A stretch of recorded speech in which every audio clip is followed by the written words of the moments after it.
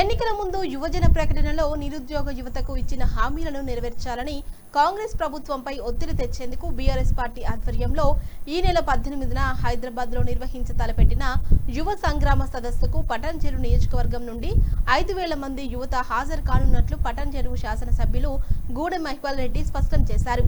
బుధవారం ఉదయం పటాన్చెరు డివిజన్ పరిధిలోని జీఎంఆర్ కన్వెన్షన్ సెంటర్లో ఏర్పాటు చేసిన విలేకరుల సమావేశంలో సదస్సు వివరాలను ఆయన అడిగి తెలుసుకున్నారు.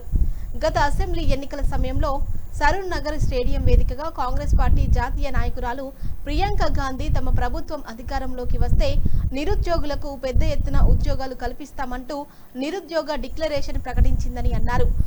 ఎస్ఐఆర్ పై అప్రమత్తంగా ఉండండి, ప్రజలకు మరింతగా అవగాహన కల్పించండి. కేంద్ర ఎన్నికల సంఘం చేపట్టిన స్పెషల్ ఇంటెన్సివ్ డివిజన్ ఎస్ఐఆర్ అంశంలో ప్రజలకు మరింత అవగాహన కల్పించాల్సిన బాధ్యత ప్రతి ఒక్కరిపైన ఉందన్నారు. ఇప్పటి వరకు దరఖాస్తులు నింపని అర్హులైన ప్రతి ఓటర్ని కలిసి దరఖాస్తులు నింపేలా చైతన్యం తీసుకొని రావాలని కోరారు. ఎస్ఐఆర్ అంశంలో పటాన్చెరు నియోజకవర్గాన్ని రాష్ట్రంలోనే మొదటి స్థానంలో నిలపాలని విజ్ఞప్తి చేశారు. పటాన్చెరు అభివృద్ధికి ఓటు హక్కు అత్యంత కీలకమని తెలిపారు. యువ సమగ్ర సదస్సు సంగ్రామం సదస్సు ప్రియాంక గాంధీ ఎలక్షన్ మూమెంట్లో ఏ స్థలంలోనైతే యువతకు జాబులు ఇప్పించడము అని అక్కడ యువ డిక్లరేషన్ చేసిందో ఆ స్థలంలోనే రేపు జరగబోయే యువ సదస్సు.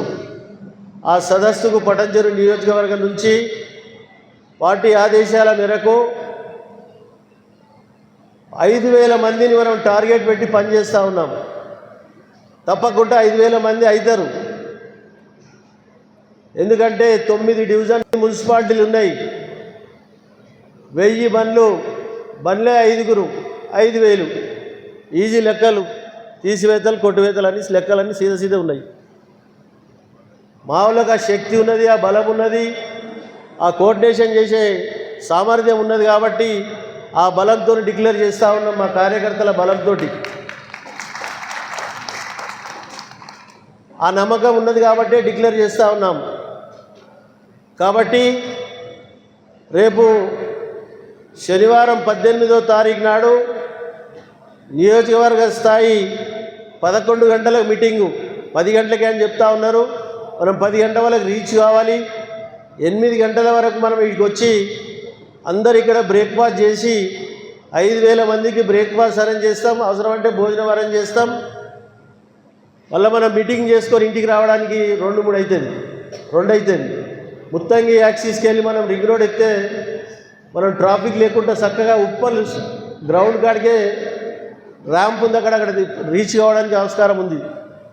కాబట్టి ఆ విధంగా ప్లాన్ తోటి వేదిక పైన ఉన్న పెద్దలు, యువకులు, కార్యకర్తలందరూ పకడ్బందీ ప్లాన్ తోటి 5000 మందికి తగ్గకుండా ప్రతి బండికి జెండా, ప్రతి బండికి వెనక ముందు స్టిక్కర్, ఇంటెలిజెన్స్ రిపోర్టు పెట్టి లెక్కలు పెట్టించి తీపిస్తాం ఈ మీద.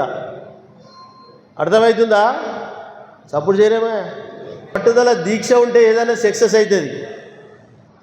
చూద్దామంటే చూద్దామనే లెక్క పోతుంది. రీచ్ కావాలంటే రీచ్ కావాలి. పొద్దుమీకి నుంచి తెల్లాడగల హైదరాబాద్ నడవాలంటే నడవాలంతే. రెండో ముచ్చట్లేదు. ఆడ నడుచుకుంటూ పోతావా, బొర్రుకుంటూ పోతావా, మోకాల మీద పోతావా మాకు తెలియదు. చార్మినార్ రీచ్ కావాలంతే. ఆ విధంగా పట్టుదలతో మన కార్యకర్తలందరూ ఉన్నారు.